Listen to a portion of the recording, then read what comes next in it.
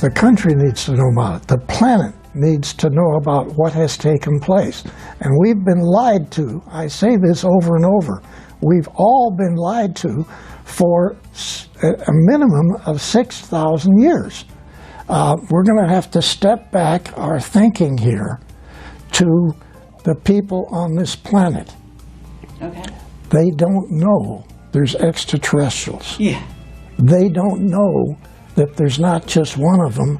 Maybe we've got thousands. Maybe we got billions of extraterrestrials. The latest number, just recently, we doubled the number again. We now have 200 trillion galaxies out there.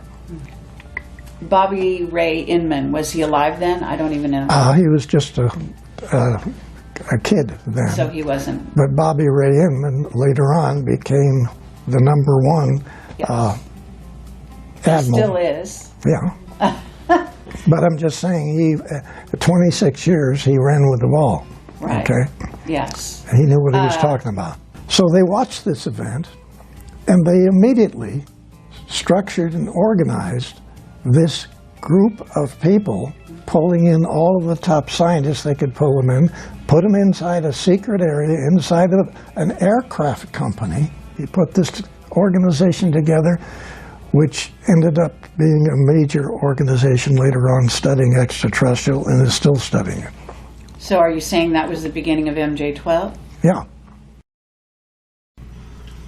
Hi, I'm Kerry Cassidy from Project Camelot, and I am here today with a very honored guest. Actually, I should say guest, but Michael Schratt is joining us, and he's going to be helping to ask some good questions to our very honored guest. And this is Bill Tompkins, and he is a phenomenal individual and a very courageous individual. And it's rare when you get someone like this who will come forward and tell the truth. And we've been waiting a long time for this, let me say that. So Michael Schratt is an aerospace historian, and very happy that he's here with us today. He has a very thorough background in aerospace history, and so that's going to be a lot of help. Actually, you may disagree with me, but I think you might be the first witness to come forward in the area of the secret space program, black projects, and who is actually, in a sense, sanctioned, being backed up by a section of the military, I would say.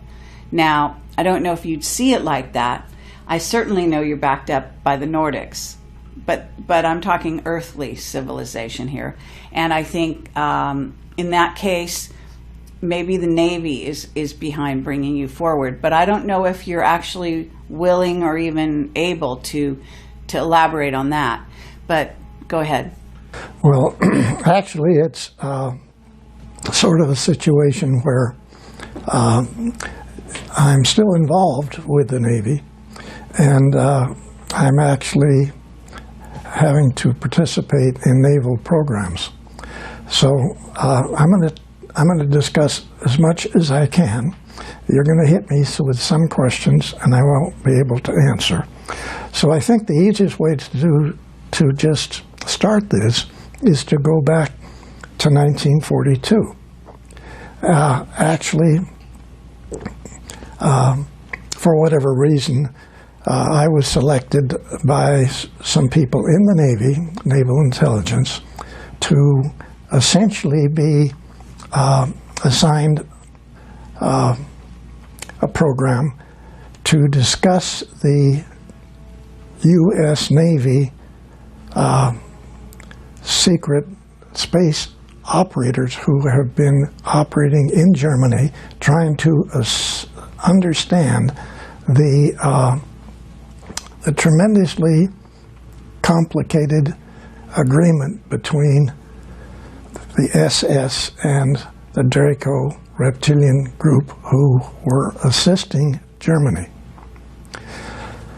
So this had actually gotten started much earlier with a very lovely young lady in Germany who was contacted by Nordic people to essentially get her friends to develop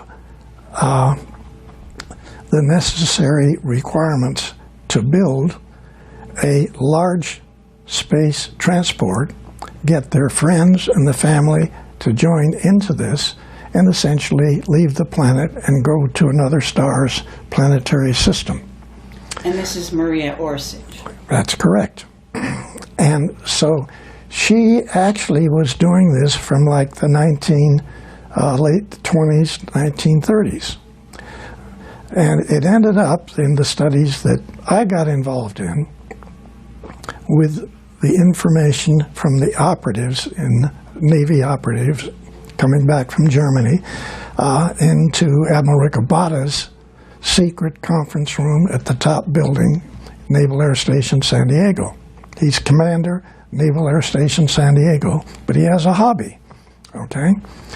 And this hobby is roughly 28, 29 naval operatives who in 1942 and possibly early in 41 were continually going back to Germany and studying all over the different research organizations what it was that the agreement had actually been made with Hitler, the SS, and the Draco reptilian people.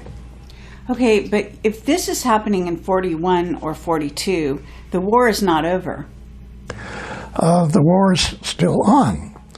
But this young lady that we're talking about had been contacted by Nordic people to help her get an organization together with a great deal of extraterrestrial assistance to design a propulsion system, design a vehicle large enough to carry 40,000, 50,000 people, get in this vehicle and leave the planet. Now, the SS was not aware of this. When they found out about this, they took over a group of 1,442 people, which included scientists, it included shoe salesmen, it included farmers, it included top research technicians.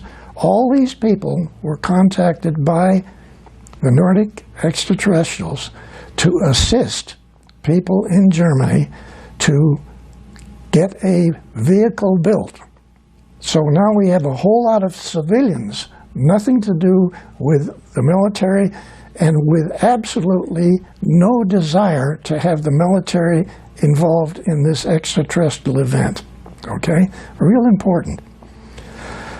When the SS found out what they were doing, they took over everything that she had structured and organized, all 1,443 people. They had been hawking their farms. They had been getting everything they could possibly get in the way of money to design and build massive-size spacecraft transports. That's not what the SS wanted. So they took over this facility, and they jumped in and grabbed everything. After only 2 months, Hitler made the decision, let her and her organization go ahead with what they're doing. We're going to be working with the Draco reptilian group. So now we have two groups that we can get, and we can cut into them anytime we want. We can take it over again anytime that it was necessary. So actually, they allowed the second time for this group to design and build these spacecraft transports, with which many of them later on, even during the war and after the war, to leave the planet. Some of them went out and came back. They actually had large facilities that they utilized as in underground facilities in Antarctica. The Draco reptilian people had 2 enormous caverns. And I don't want to get off into that subject now. We can talk about it later. But there are caverns all over this planet which different extraterrestrial civilizations have been using, yes, okay, for thousands of years. Mm-hmm. Now, back to the SS. What the operatives found was an unbelievable series of situations that literally, when they gave their briefings to Admiral Ricobata, we also have one at least of 3 other Navy captains in his office at the time of this briefing to sort of set the stage for this. Okay, can I get the year that they did the briefing with Ricobata? 1942. Still during the war? Still during the war. Incredible. Okay. Yes. Yeah. Now, Admiral Ricobata, well, there was a large table. The operative sat on the other side of the table. Admiral Ricobata sat here, I sat next to him, and one of the 3 Navy captains sat next to me. The typist sat at the end of the table. That's the only people that were in there. We always had the same people. Essentially, all of these meetings, all of these disclosure meetings took place at night. The Admiral's aide would wake me up, sleeping in my barracks. He tapped me on the shoulder, and all he said was, "He's here." He escorted me across the facility over to this tall building, which is the command center at Naval Air Station San Diego.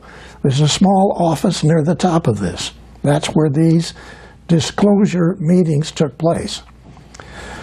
So these operatives then brought back this information, which is, even Admiral Ricobata said, "I don't believe one word you're saying, young man."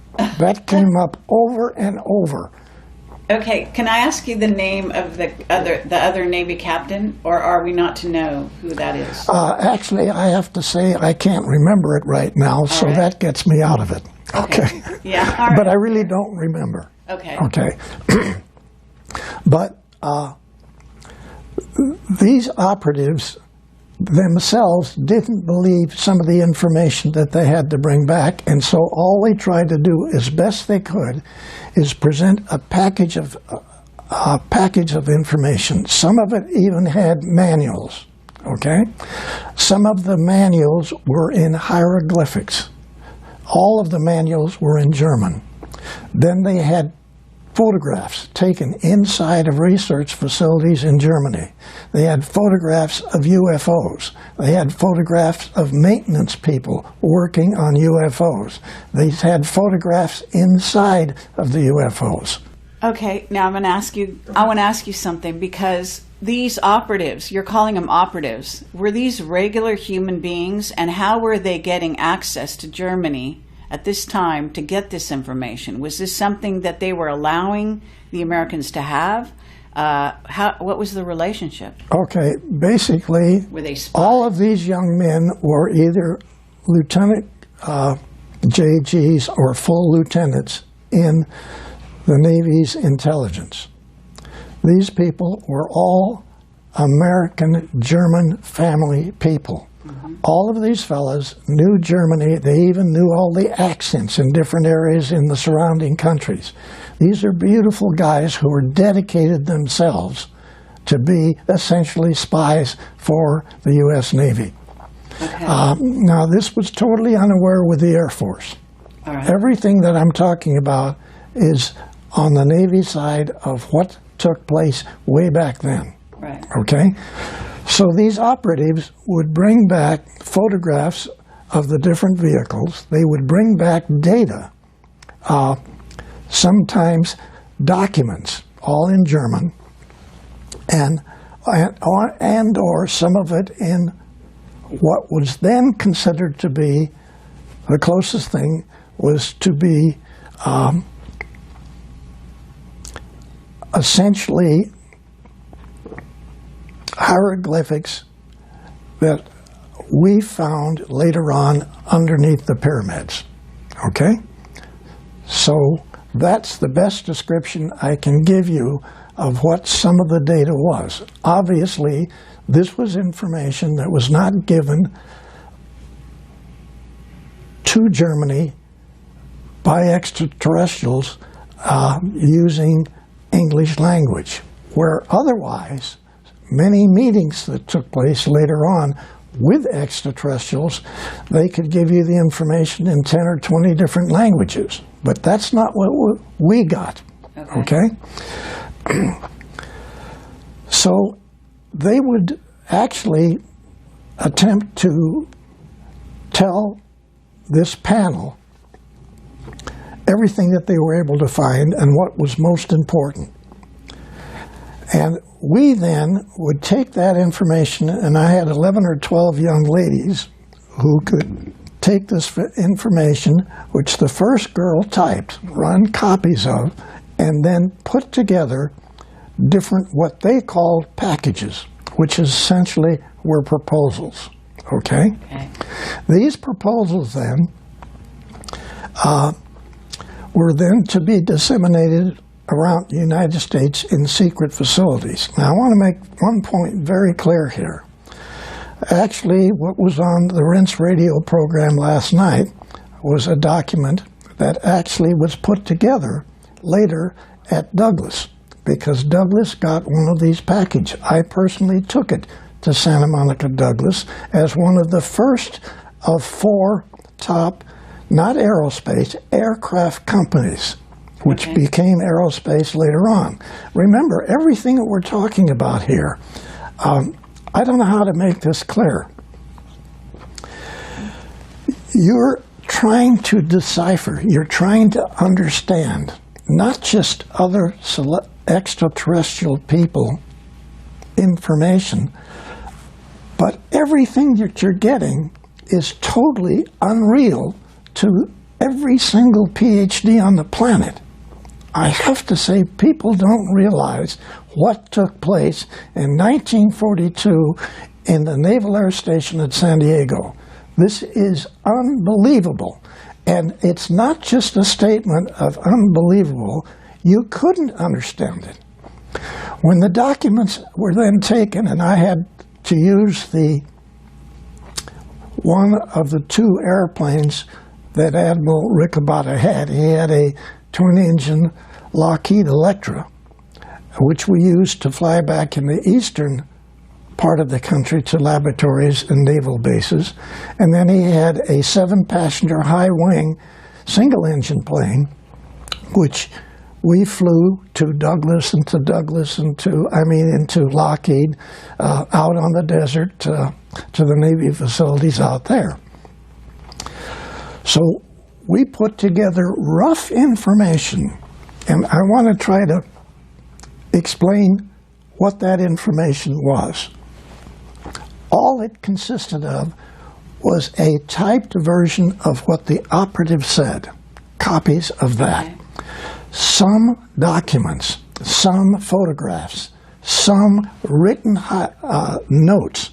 Like there might be as many as 30 pages of written notes that the operative would give to the admiral. Okay, now I'm going to stop you there and ask you, Riccobotta and yourself, can we get a little background on why you 2 guys were so instrumental in this process? Now, I know something about you from reading your book, and I want to highly recommend his book. It's fascinating. But I do want to share with the audience here, Riccobotta, you told me on the phone, I think you said he was Australian and he wasn't trained in America. Is that right? Yes, and you're asking a very important question, okay, what you're asking. It's extremely important. We're going to have to step back our thinking here to the people on this planet. Okay. They don't know there's extraterrestrials. Yeah. They don't know that there's not just one of them. Maybe we've got thousands. Maybe we've got billions of extraterrestrials. The latest number, just recently, we doubled the number again. We now have 200 trillion galaxies out there. Mm-hmm. And to say that we're the only intelligent people in this universe is naive. But the people on this planet were tremendously naive. They had no idea what these naval operatives brought back to what essentially was my delivering of these packages to the 4 top airplane companies, because there wasn't aerospace. Now, back to your specific question. Who was Admiral Ricabada? He was born in Australia. He came to the United States, went to school, joined the Navy as a third-class seaman. He worked his way up. Now, what's extremely important about this is that my mission statement working for Admiral Ricabada was as disseminator of advanced aircraft research. Okay? That was my mission statement working for Admiral Ricabada was a copy of 80% of his statement, who was written by the Secretary of the Navy Forrestal. Okay? The Nordics contacted Forrestal. I'm saying this, you don't believe it, this is what happened. They contacted Forrestal and had Forrestal selected to initiate this whole thing in the U.S. Navy. Then Forrestal selects an Australian man, 2-star Admiral Ricabada, to be the one person to disseminate this data that our Navy intelligence found out what was going on in Germany. And this is staggering because at that time, people don't realize that there's more than one admiral in the Navy. At that time, there was 43 because there's so many areas that need support. Secretary of the Navy Forrestal selected a man who never went to Annapolis. Listen to what I'm saying. Every PhD on this planet, whether they're for science or for medicine, have been given incorrect information for thousands of years about the history of this, not just this galaxy, the universe. They had been given information which was controlled by Draco, Reptilian, and other extraterrestrials not to know what was really going on. So every book in every university on this planet had misinformation about every field, every technical field you can come up with. Okay? Yes. So when the operatives had to carry this out, they were not asked to study these packages.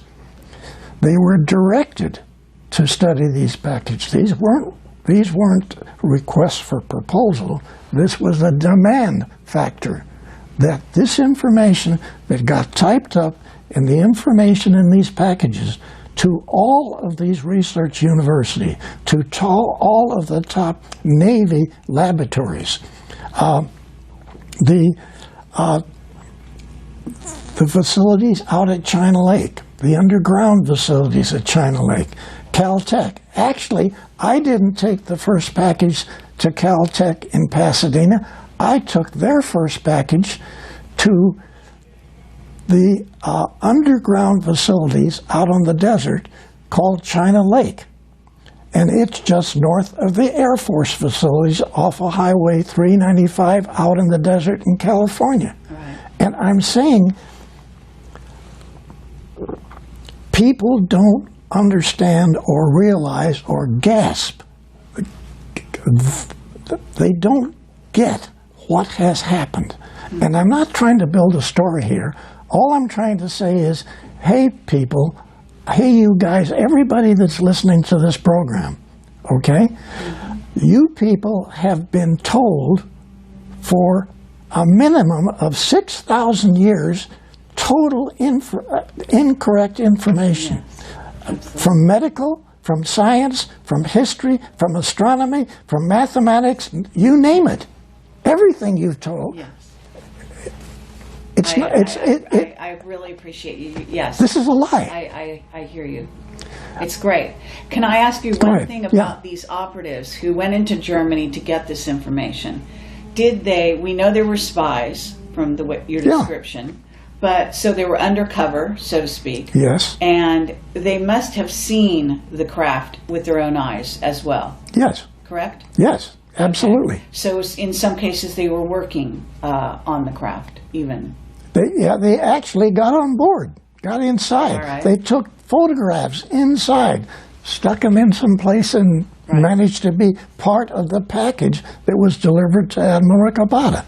Incredible. Now, what do you think? First of all, you're telling me Forrester had contact, and his contact was with the Nordics. They chose him. But was Ricabada in contact? Or you said he sat there and just shook his head and said, I don't believe you. So he was not a person who had had any contact himself. You're referring to Admiral Ricabada? Yes. To me, he was selected, period, by the Secretary of the Navy over all of the standard admirals who had been educated in Annapolis. Because he had an open mind. He had a mind that would not have been controlled by the misinformation that every university on the planet has given. Was that your personal take on him when you met him? No, not when I met him. Later on, this was obvious, okay? But then, who's Billy Tompkins? Why did who selected Tompkins to be on this committee? Right. Because I get pulled out of high school in the first year, halfway through the first year, the Navy pulls me out and puts me through boot camp. And then my orders say, report to Commander so-and-so, Naval Air Station San Diego. I'm only saying, I don't have a doctor's in these degrees that are required for all of these studies. Right. I don't have. Right. But then, my mind wasn't clouded with misinformation like the Admiral. Okay? Okay, but to get back to you, and this, we've got this setting of this conference table, and you're sitting next to Ricabada, and eventually you deliver out all these packages around what becomes the secret space program, but the American. And did you take some to Britain? No. I only took facilities to United States secret facilities. All right. Now, right away, I want to hit you with this, and this is important. Okay. Even the document that was on Rinse Radio last night, it's a Douglas document that was put together inside the secret think tank at Douglas, where I went to work many years after the Navy, okay? Because I worked for Northrop and other people. But when I got into Douglas, they put me in this secret think tank. So that document is called, it's a big thick thing, and it has the Douglas logo on the front of it, and it's called Unconventional Propulsion Schemes, okay? And it doesn't have a confidential stamp on it. It doesn't have a secret stamp on it. Everything that we took, I took. I flew in the airplane, in the Admiral's airplane, to Lockheed, to Naval Air Development Center, Warminster, Pennsylvania. I flew to all the top secret facilities. Not one document that was given had classified in any way given to them. Everybody knew it was way above top secret. Yes. No document was stamped. I hear you. Yeah, and I had heard that on one of the other shows.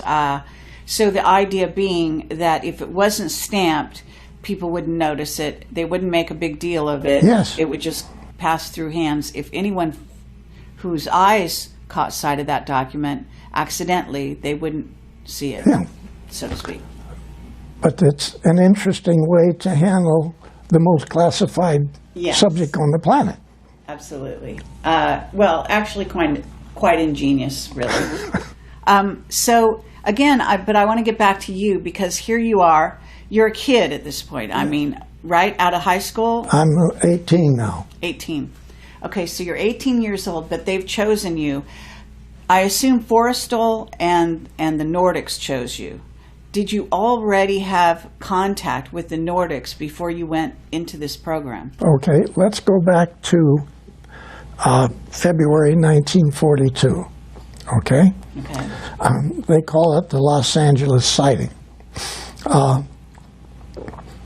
What took place, actually, my mom was back east, and my dad, my brother, and I had rented a large apartment in Long Beach and California.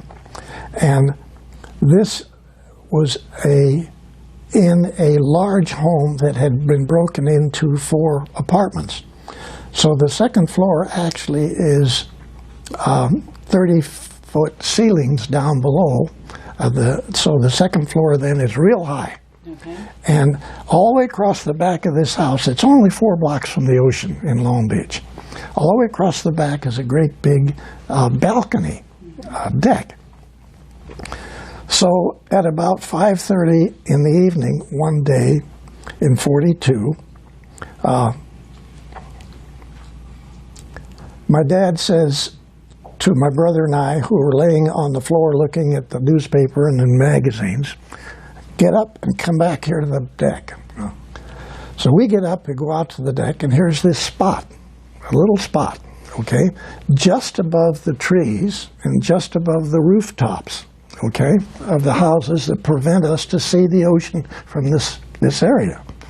Okay.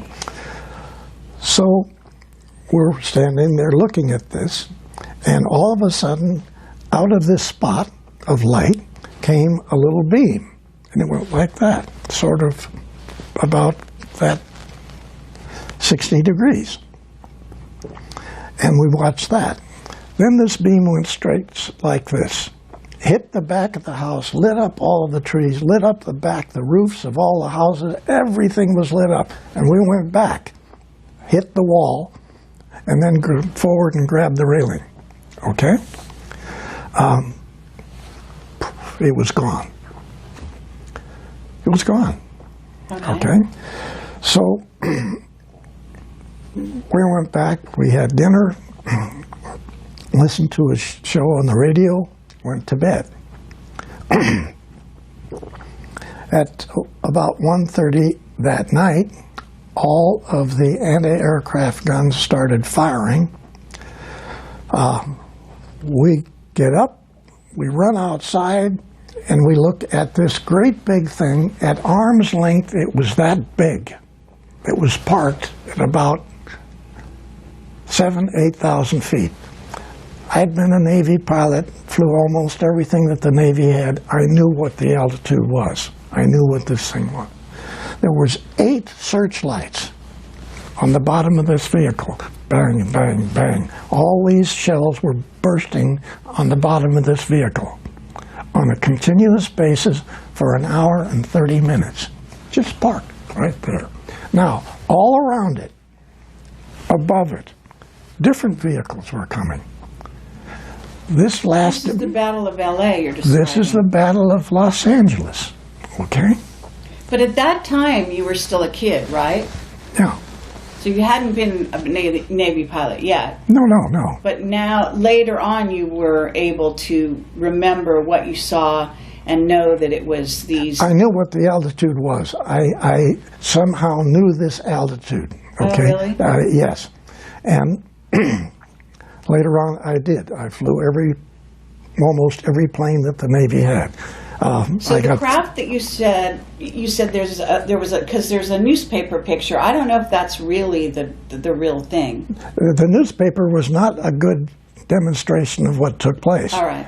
Now, what I'm trying to say in evaluating what happened in this sighting,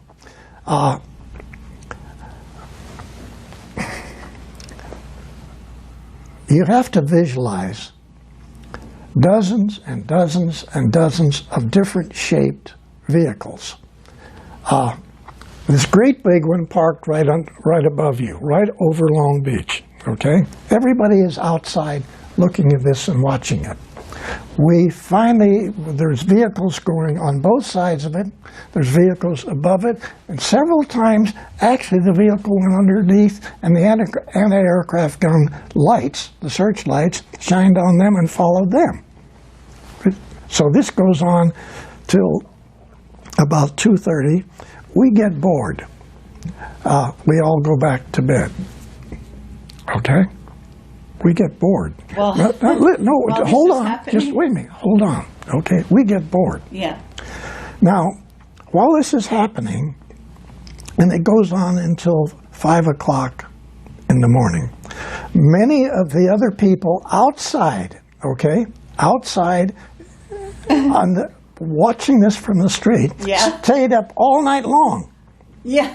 Okay, but better than a movie. Okay, no, wait a minute. Just listen now, on the other side of your planet, at this same time, the Germans were bombing London. Oh, wow. Oh, my gosh.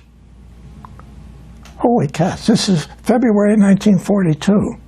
Right. Okay? Now, we got bored and went to sleep. Now, I want to make a very important point about the Los Angeles event, the sighting. Okay. Nobody got scared. Nobody got nervous. Nobody ran in the house and jumped with the covers over their head, okay? Everybody watched this thing.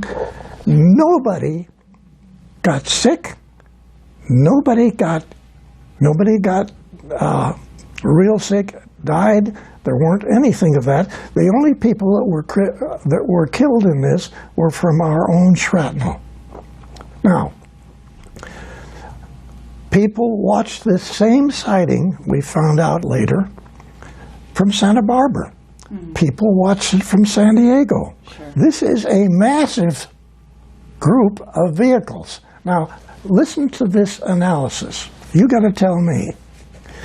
There's only two ways this could accomplish what was going on. One, the extraterrestrials vehicle come in over the ocean, okay? Mm-hmm. Hundreds of them. They go all over Los Angeles. They go to they go to the telescope on Mount Wilson. They make a turn. They either go north or they go south. They fly out to sea, they turn around out over the ocean, and they come back to make you think there's a whole lot more vehicles there than actually there is. They either had to do that, or we watched thousands of vehicles come in over western United States from 1:30 to almost 5 o'clock. Mm-hmm. And they shot at them and weren't able to hit them or destroy them in any way. The shells burst on the bottom of them. They're not bursting on the bottom. There's an electromagnetic shield, but the shell hits and it blows up, but it doesn't do any damage. Now, yes, we did shoot down 2 small ones, which were not occupied. One of those went in the ocean only a half a mile off the Rainbow Pier in Long Beach. Your Navy picked that up. So your Navy had an extraterrestrial vehicle in February of 1942. Okay, so that's before the operatives came back with the information. Because you said in 1942 they had... Okay. This took place just before I was contacted, pulled out of high school, thrown over to Naval Air Station, North Island. Okay? Mm-hmm. What this says is that a whole lot of people who were involved in this sighting immediately knew there were extraterrestrials. Now, I want to take this a little further. People who watched this sighting, and this is not, there's documents that prove it, but they haven't been released.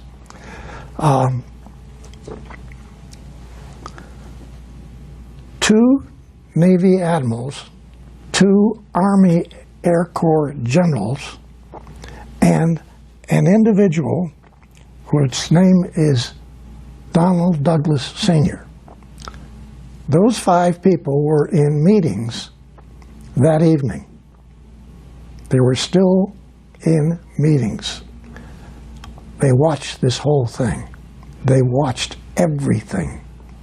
And bang, extraterrestrials. No cover-up. They're real. Okay? So those fellas got together. Okay. Just a second. Douglas then put this group together, the 2 admirals, the 2 Army generals, Air Force generals, Okay. and they put together a group of people and initiated a secret think tank inside of Douglas, actually within 1 week of the sighting. Yeah, that's fabulous.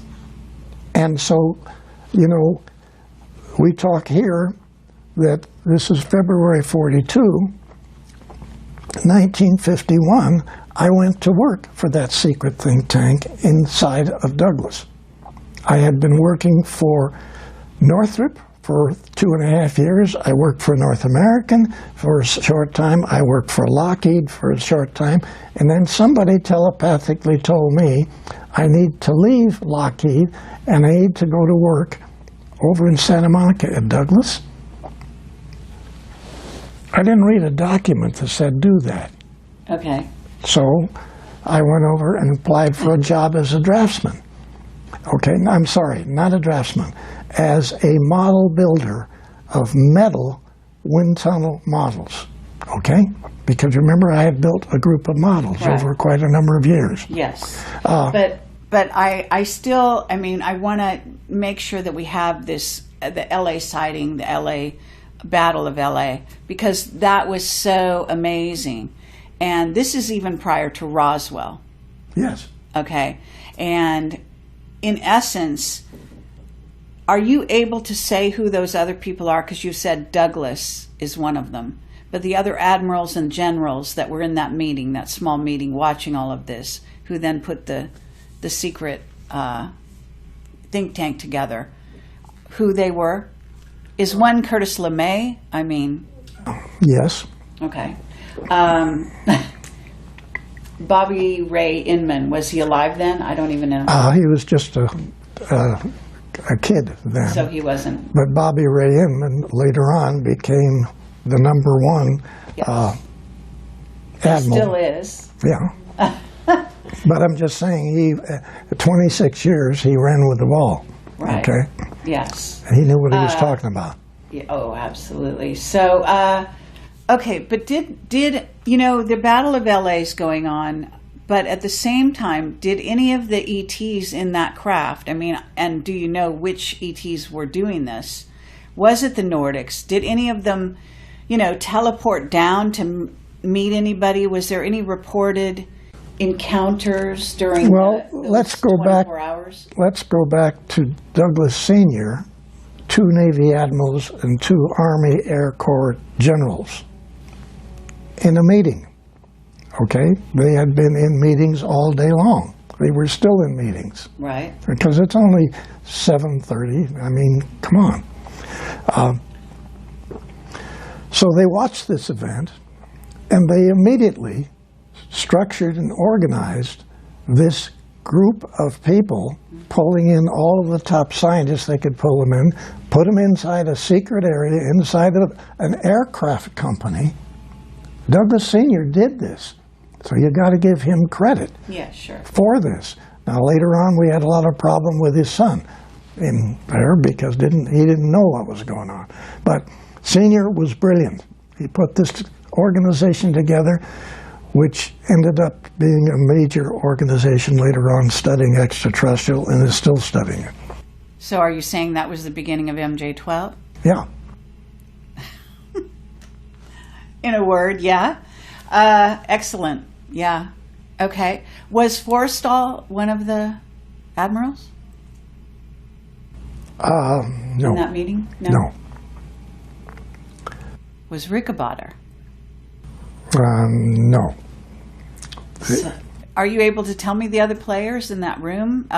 What we know the beginning of MJ-12, actually. We know some of these players. Vannevar Bush? No. I just assume sort of sidestep Von Karman? that. Yeah. I could go on. Yeah. Okay, I just assume. All right, fine. Kept No that problem. one aside. Okay, so we've got that. But you didn't answer my question. Was anyone having contact? Any high-level people contacted even before the event happened, in fact? Okay. My understanding on this was that nobody came down, nobody talked to the people that were in these vehicles, but probably thousands of people telepathically got information, okay? Okay. So the bells were rung in hundreds and hundreds and hundreds of people. And you were one of them? I just happened to be one of them, I think. I can't prove it, but somehow... Well, I mean, this is a good time to ask you. I mean, are there other guys like you? Because you seem to be one of a kind. Yeah, no, there's a lot of other people. There's a lot of guys like you in this secret space program who were somehow contacted and have had special guidance and knowledge on how to build and what to do. Yeah? Yes. Others. Yes. And have you met them? Really, I've only met three other individuals of what are probably hundreds. Okay. Really? And they're all quiet to this day. Yes.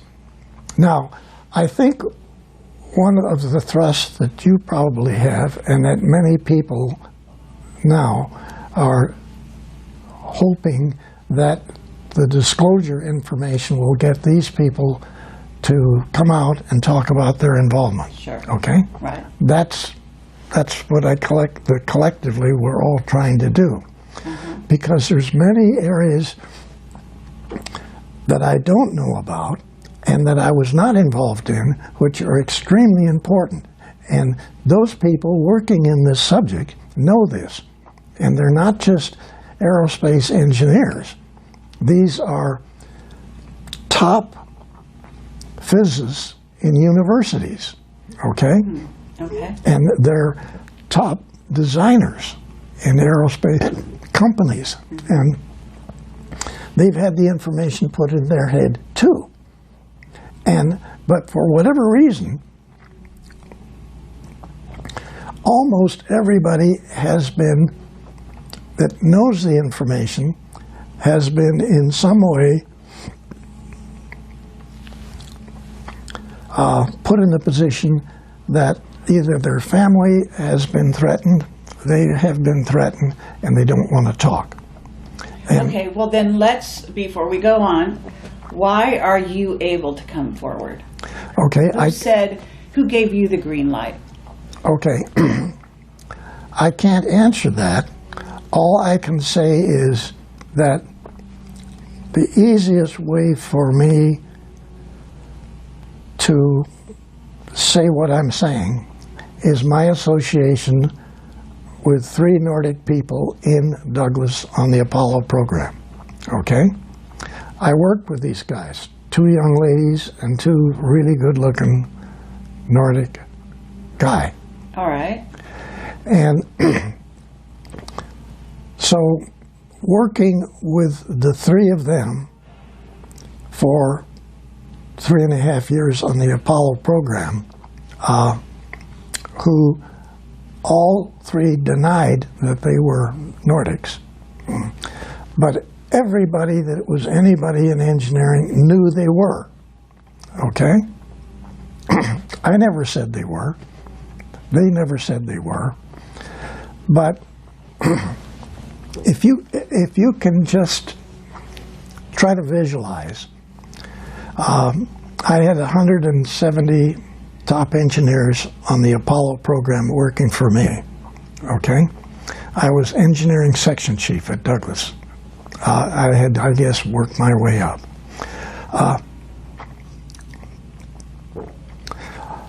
I come up with approaches and concepts, and I get these implemented by all my designers. Yes. Where did some of my ideas come from? I have this very nice-looking young lady who never stops kidding. It's fun to go to work. Mm-hmm. She never stops kidding. She's always sticking it in and turning it. And not just that, but she's always stuffing things in my head. Mm-hmm. So, like when I presented this complete redesign of the Apollo program to Dr. Von Braun and Dr. Debus at Redstone Arsenal, one of the most classified facilities on the planet. Yeah. I had a 6-foot by 6-foot model in a great big box put on the DC-7 to fly down to the Redstone Arsenal, okay? Yes. I rented a truck. There weren't inside or closed trucks available. The only one that they had just board sides on it. So here is this great big gray box that could be a nuclear bomb. I drive this thing, and I've never driven the gears on this in my life. I'm in a 3-piece business suit. I'm driving this truck with this bomb box and you in the just back. Drive it onto the base or something, and right? Wait just a second. Now, my secretary had told me before I left, I've typed you an authorization as an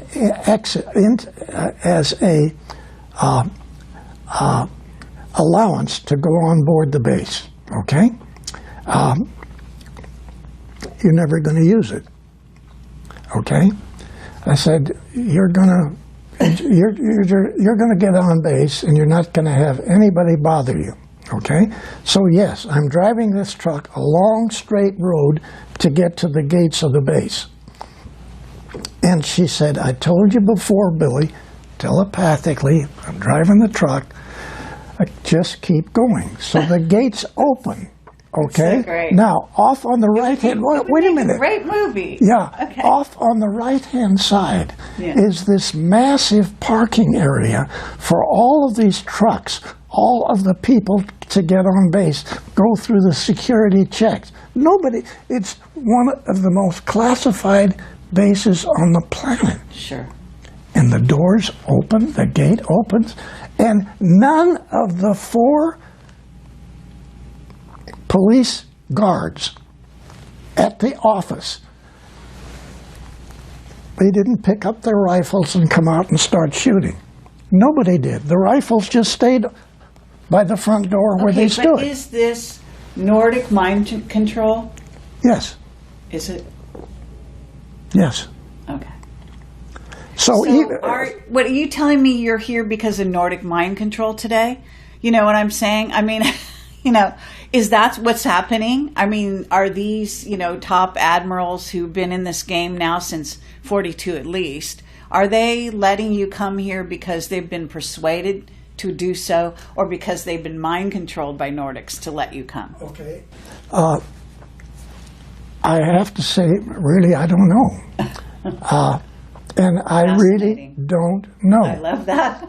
Okay? That's awesome. Okay. That's awesome. I would say that that's probably how you got, actually, I didn't just mean here disclosing, but actually here talking to me, because I'm usually the most dangerous woman out there. I mean, to tell you the truth, that's my reputation. So somebody letting you talk to me. I mean, I know the Nordics are cool with me. So now I know why you're here, because... You just answered it. All right. Okay? Yeah. Now, while we're still not believing the gates to open, I drive this truck through a massive base that's covered with trees. You can't see the sky, okay? You can't see where this tall building is that Von Braun's tower is. Right. I finally get to this. I drive right up. There's 3 levels of steps going up if you come as a guest. But you can go into the back and drive in the back and get in there. So tell me why, you tell me why 4 security guards come down the steps carrying a big rectangular dolly with 4 wheels. Okay? Yeah. I haven't said anything to them. They come over to the truck. Right. I'm out of the truck. They take the boards off the side, lay them down on the concrete. They pick up this model and they put it on this dolly. Why was that dolly available? Sure. I'm asking. Nordic mind control again. Okay. So they carry this big box with the model in it, the command center for launch of Apollo, which nobody in NASA knows even exists. Because remember, that's my concept of what you've watched on TV every time you watched an Apollo mission.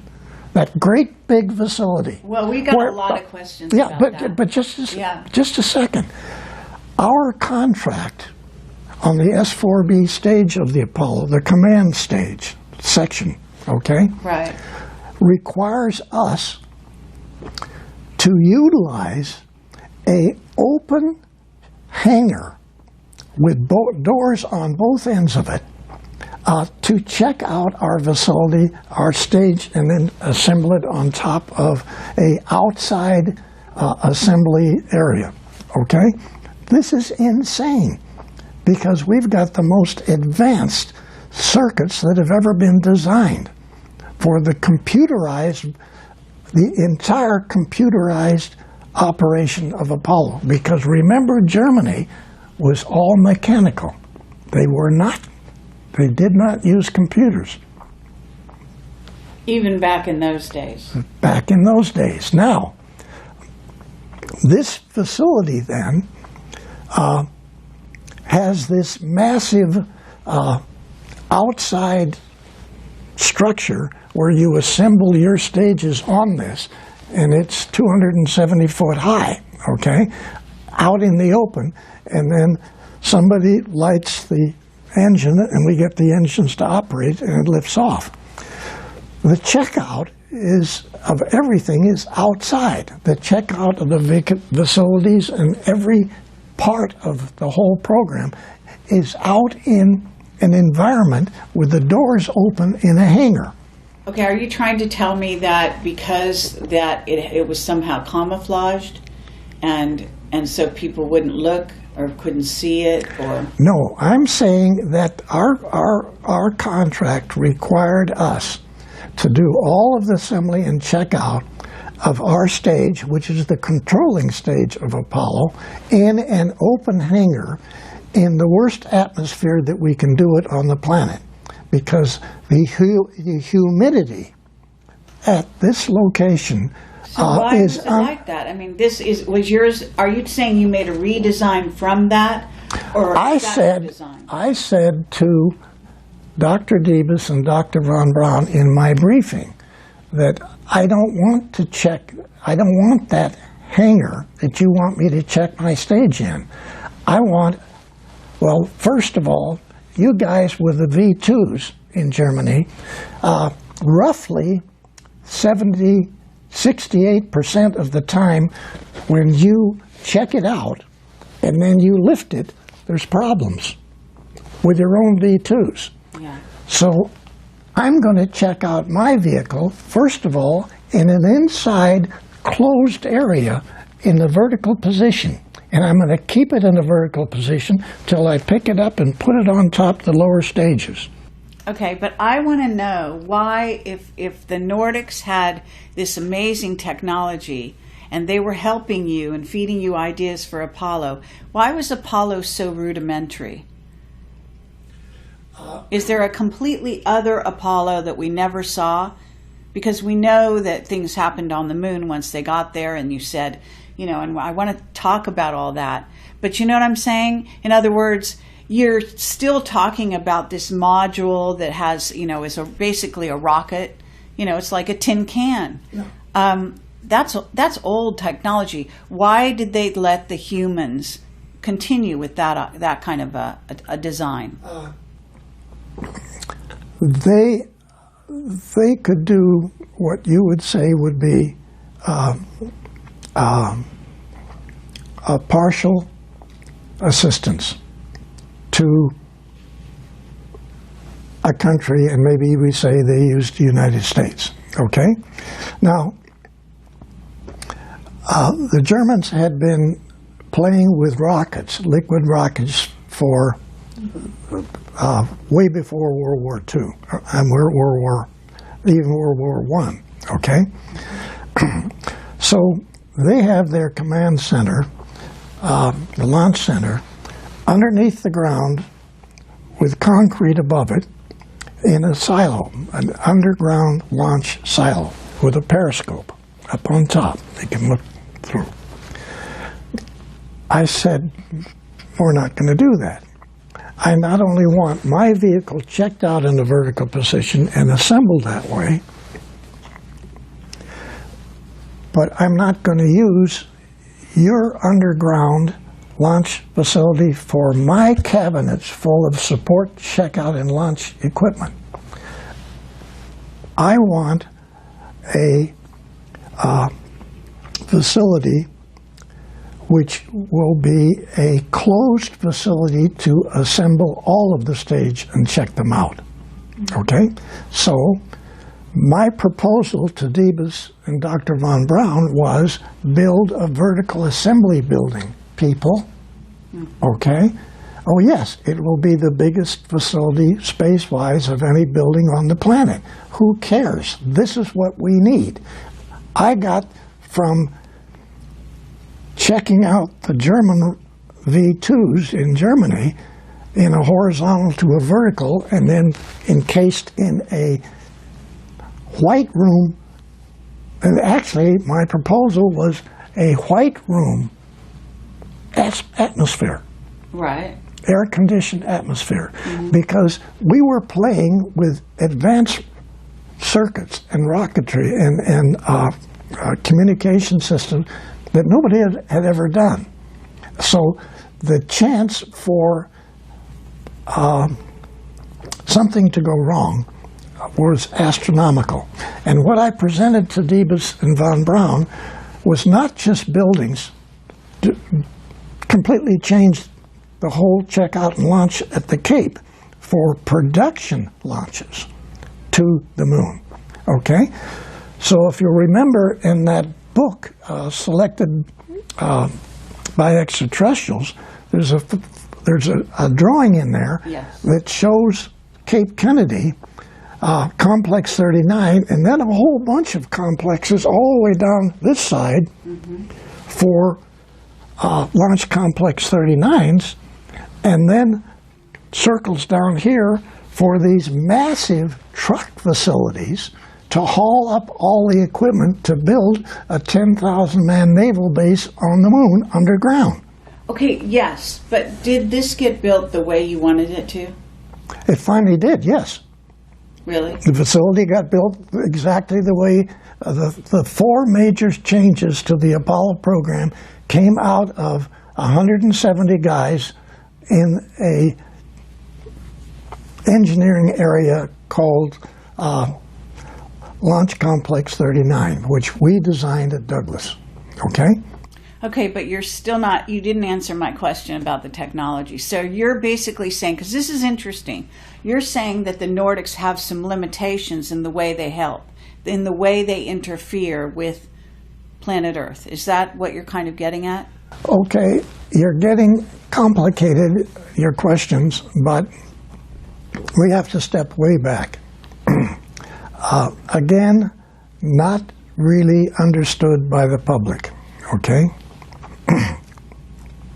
Yes, there are Federation facilities out in the galaxy where other extraterrestrials get together, and there's many different missions for many different types of programs. But we'll talk about one of them, which cruises the galaxy, and it has as many as 30 different extraterrestrial civilization people on board. It looks like the moon, okay? But it's a planet. I mean, it's not a planet, it's a vehicle. Right. Okay. So this cruises the galaxy. Is it a Dyson sphere or not? The what? Is it called a Dyson sphere? That's one term, but actually, we're getting more complicated. I need to answer your question. When we got to the moon, we found out a lot of surprises, okay? The Draco reptilians were already there. And we knew because we had probes when we went, non-manned probes that we sent around the moon. So we knew there were facilities on the backside. We knew a whole lot that people didn't talk about. But we were in a position where this moon is not a moon, okay? It's not your moon in the first place. Actually, this is not your planet. This is their laboratory, okay? Right. Okay, the Dracos, you mean, or the reptilians? Draco reptilian / reptilian. And I'm going to ask you what they all look like and all that, at some point. Okay. Because I know. Okay, let's get to when it was. Was it Neil Armstrong landed on the moon, and he said that thing that you heard him say, and Michael wants to get real specific about this. So basically, there were 7 huge craft there, and you said on one of the shows out there, you said that the reptilians actually showed up beneath their craft, and they gave the finger. Okay, they were parked around the side of the crater. Yeah. Okay, they were not parked on it; they were floating above it. Okay, yeah. So there were hundreds of these 9-foot reptilian guys standing with their legs. Hundreds.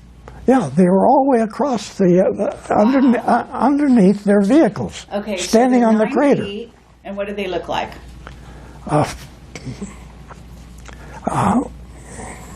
They're ugly-looking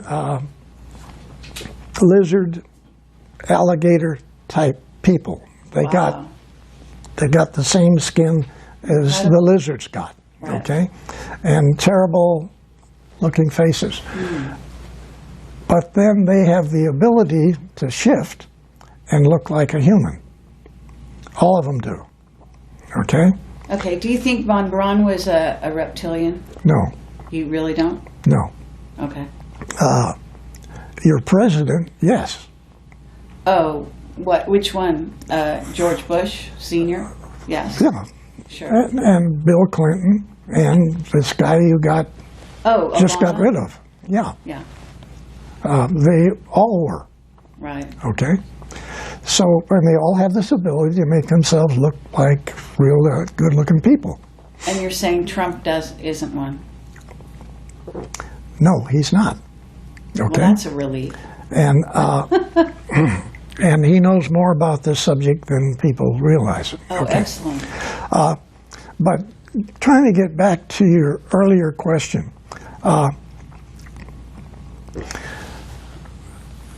these groups of extraterrestrials who work together but are at war with other extraterrestrials, okay, have these vehicles that look like a planet. Right. Like our moon is a vehicle. It's a command center for this arm. The easiest way to look at this is to put your arm out like this, and you be the center of the galaxy. all the way out to here. There's 4 arms on our galaxy. One of those arms has a place here which is called planet Earth. You're not downtown where all the action is in the galaxy. You're out here. You're in the area which galaxies, as they rotate, throw off. Okay? So you're sitting here on the tip, near the tip of the Milky Way galaxy, you, Earth. Okay? And what you need to do is visualize you are not Earth people. Okay? You are extraterrestrials, nice guys out there. Mm-hmm. So you know that this little planet is going to get thrown off, maybe not take a couple of weeks yet, but eventually it's going to get thrown off. Oh. So that's why this is happening. This is why this is happening. Okay. Okay? And 2,000 years from now, we'll probably be picked up with another galaxy. We're just floating out there. And this goes back to the problem that we had before about the number of years that you can live. We'll talk about that later. But back to these command centers which operate throughout the galaxy to monitor bad guys and attempt to get them to back off. So isn't Phobos one of them? Yes. Okay. And so essentially we have nice guys in there and even some bad people in the same vehicle. And they discuss wars and disagreements and this sort of thing. But back in their own planetary part of the galaxy, they may be at war with 2 of the same guys that are in this together. So this is like a center of information, sort of like a group of people who are trying to get along for certain specifications or certain events. Those guys control your planet, your moon, because your moon is a command center for this region of the galaxy, not just the solar system. That's small potatoes, okay? The thing that's sitting right in here, which is you call your moon, okay, is a massive control center for this whole part of the Milky Way galaxy. Okay, wow. Wow. Wow is right. What about Saturn? I thought Saturn was more like that. Saturn has large facilities on it too, but those are other agendas for other people, okay? Some of which we have, okay? Because we have mining companies. Let's take North American Aviation. Sure. Los Angeles Airport. That's where North American Aviation is, okay? Uh-huh. And you've seen on my block diagrams that are in my book what systems engineering really is, what controls the secret think tanks, okay? Instead of a book or a document to do this, I came up with block diagrams. We have to have one of those.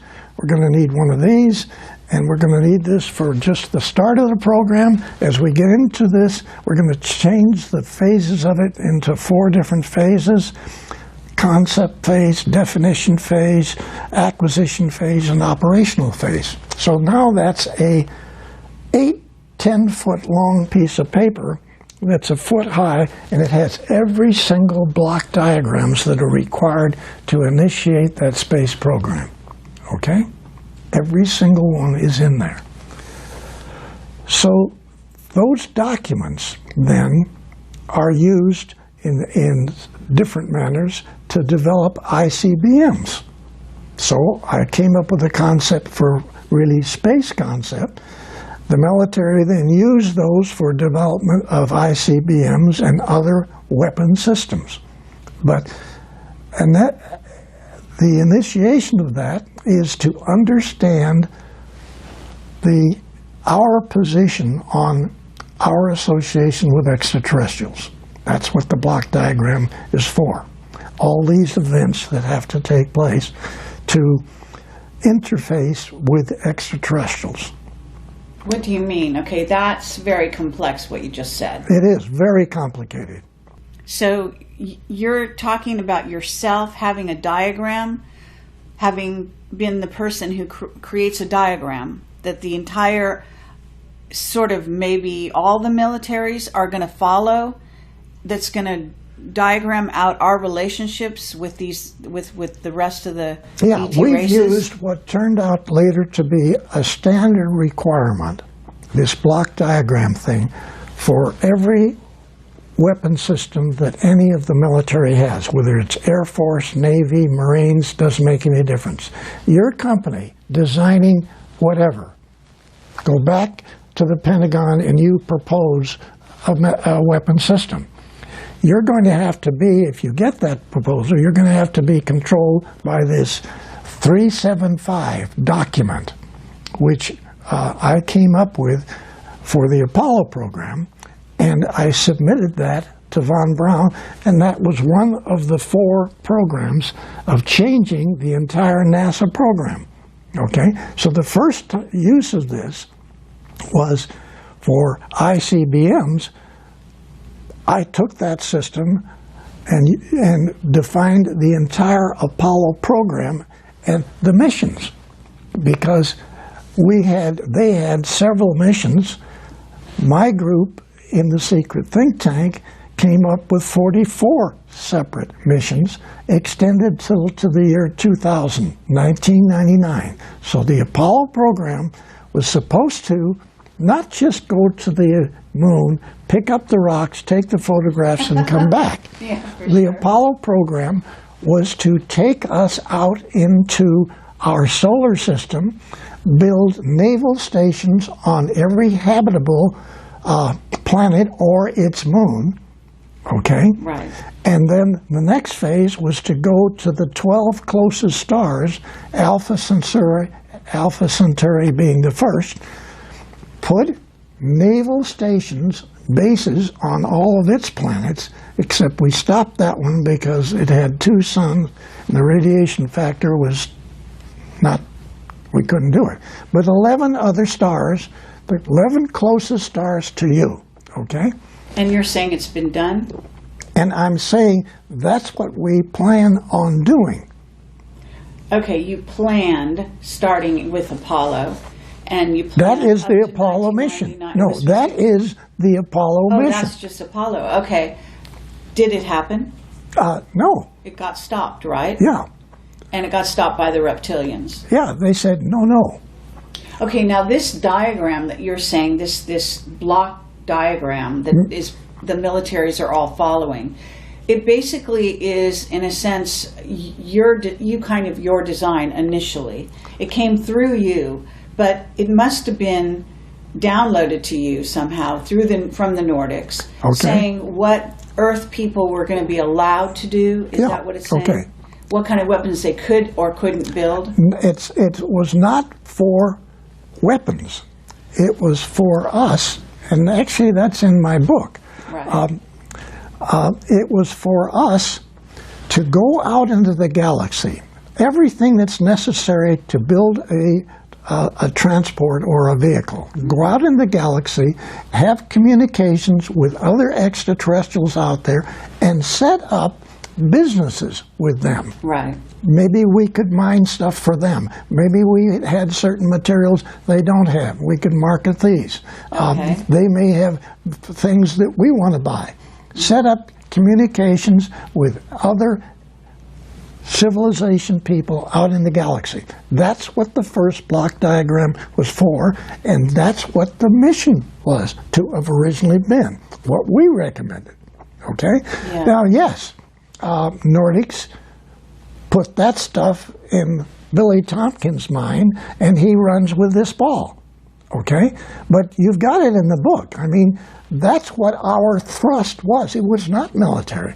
Then the military picks up this document, and they run with that of every military program anybody wants. Okay, but when you say the military picked it up, I mean, here you are kind of almost embedded in the military. You're dealing with von Braun and Diebus. Now, they're Germans. Yeah. Okay? So there is some kind of interaction going on between still Germany, the U.S., and then Project Paperclip. Yeah, bringing right. over all the Nazi scientists. Yes.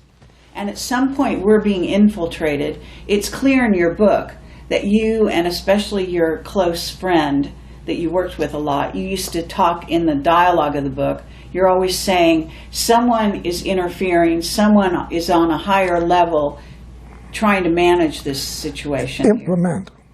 Implement the situation.